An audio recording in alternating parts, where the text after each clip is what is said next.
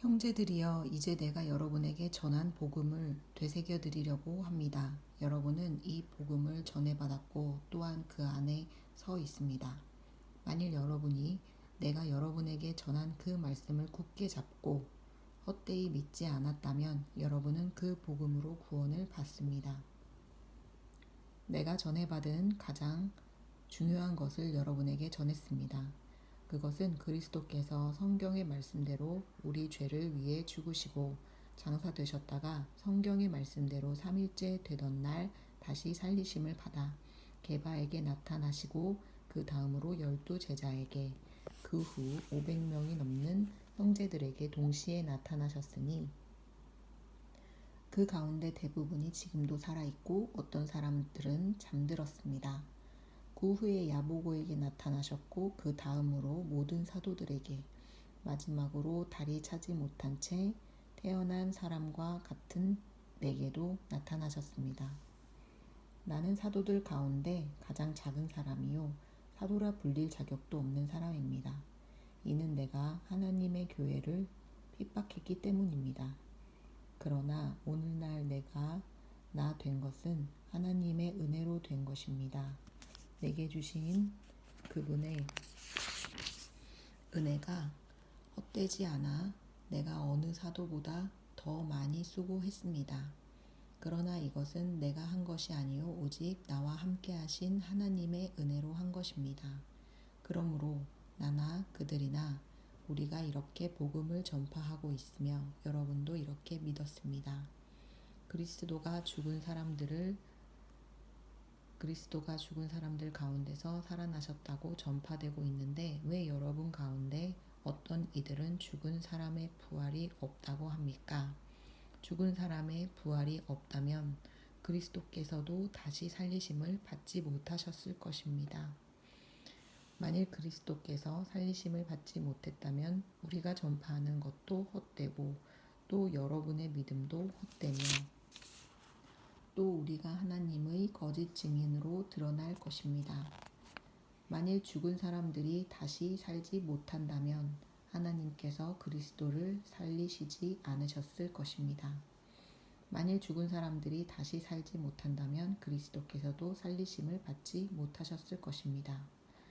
만일 그리스도께서 살리심을 받지 못하셨다면 여러분의 믿음도 헛되고 여러분은 여전히 자신의 죄 가운데 있고 그리스도 안에서 잠든 사람들도 멸망했을 것입니다. 만일 우리가 그리스도 안에서 가진 소망이 이 세상의 생명뿐이면 모든 사람들 가운데 우리가 가장 불쌍한 사람들일 것입니다. 그러나 이제 그리스도께서 죽은 사람들 가운데서 다시 살아나셔서 잠자는 사람들의 첫 열매가 되셨습니다. 한 사람으로 인해 죽음이 들어왔으니 한 사람으로 인해 죽은 사람들의 부활도 옵니다. 곧 아담 안에서 모든 사람이 죽은 것 같이 그리스도 안에서 모든 사람이 생명을 얻을 것입니다. 그러나 각각 차례대로 될 것이니 먼저는 첫 열매인 그리스도이시요 그 다음은 그리스도께서 다시 오실 때 그분에게 속한 사람들입니다. 그 다음에 세상의 마지막이 올 것인데 그때는 그분이 모든 권력과 권세와 권능을 멸하시고 그 나라를 하나님 아버지께 바칠 것입니다. 하나님께서 모든 원수들을 그리스도의 발 아래 두실 때까지 다스리셔야 합니다. 멸망당할 마지막 원수는 죽음입니다. 성경에 이르기를 하나님께서 만물을 그분의 발 아래 두셨다라고 했습니다. 그러나 만물을 발 아래 둔다고 할 때 만물을 그분에게 복종하게 하신 분은 그 안에 들지 않은 것이 분명합니다. 만물을 그분께 복종하게 하신 때는 아들 자신도 만물을 복종하게 하신 분에게 복종하게 될 것입니다. 이는 하나님께서 만유의 주가 되시려는 것입니다. 만일 부활이 없다면 죽은 사람을 대신해서 세례받은 사람들은 왜 그렇게 하는 것입니까? 만일 죽은 사람들이 전혀 다시 살아나지 못한다면 왜 그들을 위해 세례를 받는 것입니까? 그리고 우리는 시시각각으로 위험을 무릅쓰겠습니까? 형제들이여, 내가 그리스도 예수 우리 주 안에서 가진 내 자랑인 여러분을 두고 단언합니다만 나는 날마다 죽습니다.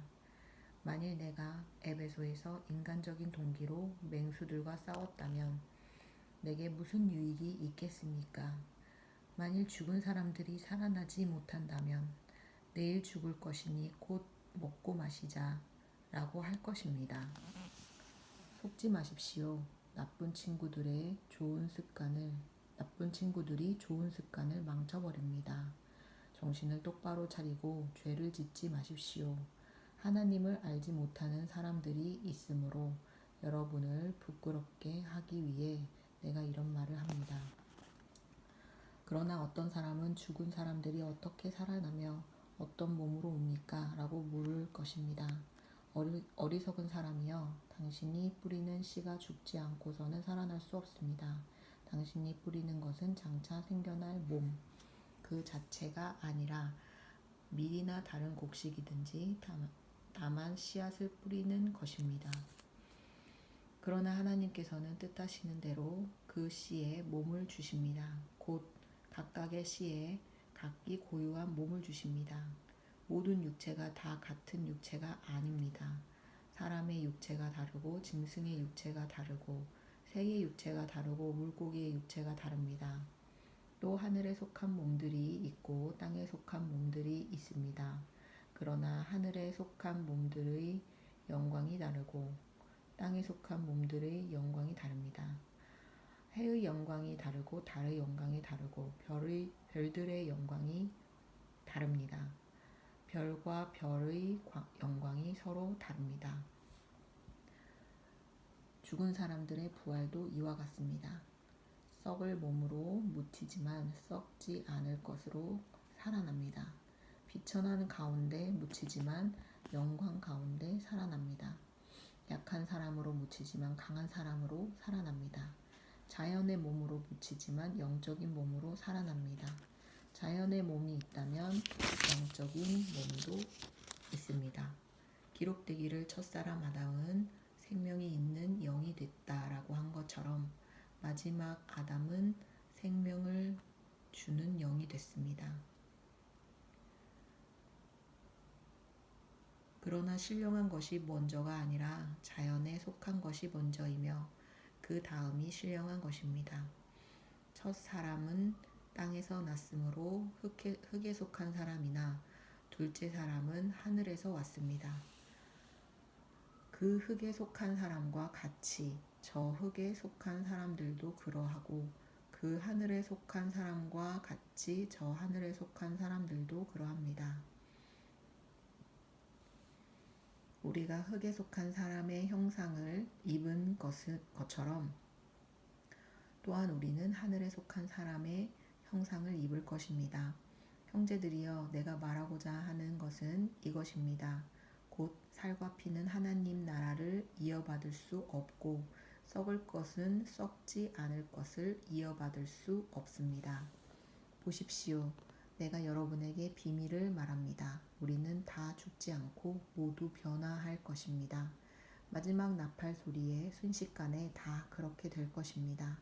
나팔 소리가 나면 죽은 사람들도 썩지 않을 몸으로 살아나고 우리도 변화할 것입니다.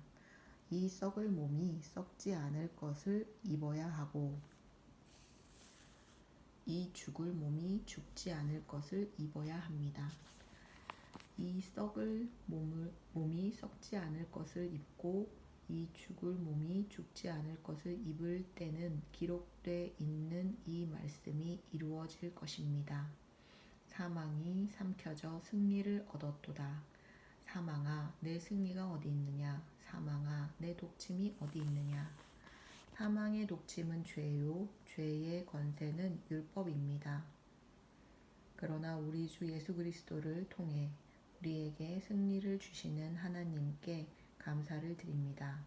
그러므로 내 사랑하는 형제들이여, 굳게 서서 흔들리지 마십시오.